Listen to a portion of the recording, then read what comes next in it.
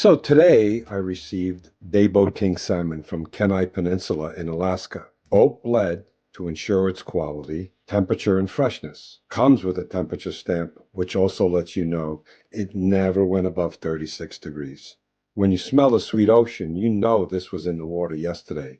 My personal philosophy as a chef is the difference between 1 star and four is an attitude of trust that my relationships with my boats, farms, and ranches are inherently responsible for our guests' expectations of quality every time and superior freshness.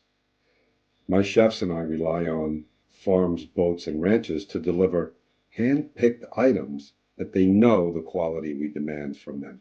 So to ensure my products arrive in pristine condition, whether it's seafood, meats, produce, and dairy, I only rely on Harvest Chef's Market.